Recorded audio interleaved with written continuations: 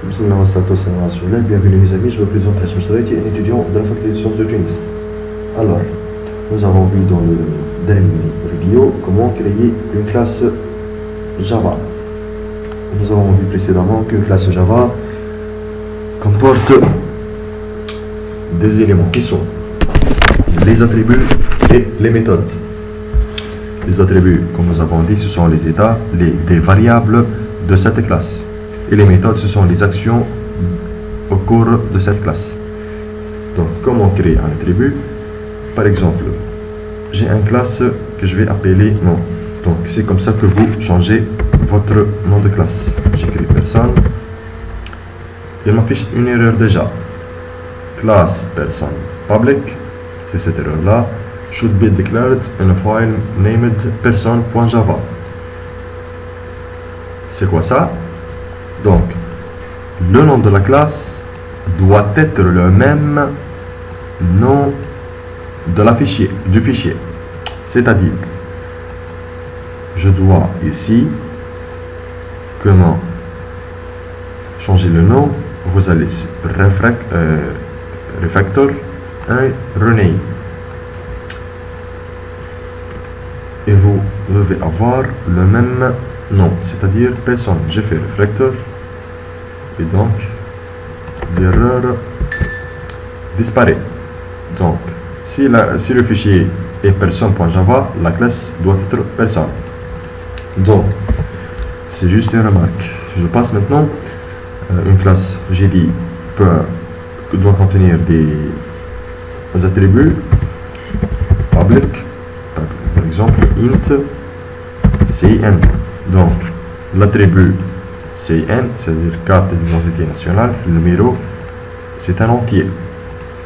De même, je peux avoir public string name. C'est le nom d'une personne. Ce sont tous des caractéristiques d'une personne. Par exemple, nom. Et de même, je fais un public string et prénom. Ce sont, par exemple, 3 caractéristiques d'une personne. Ici, je vais mettre ce qu'on appelle des méthodes. Ce sont équivalents en fonction et procédure. Donc, je vais public, par exemple, int âge. Donc, c'est une méthode qui s'appelle âge et qui va me retourner un entier.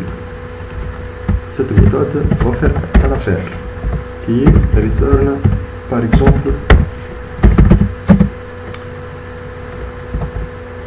une méthode peut avoir au nom des paramètres, par exemple, elle va avoir le paramètre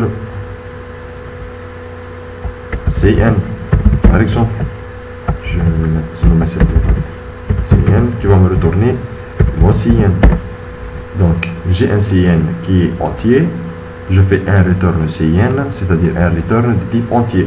C'est pourquoi je mets un public int, c'est-à-dire la valeur de retour, c'est int, devant le nom de ma méthode.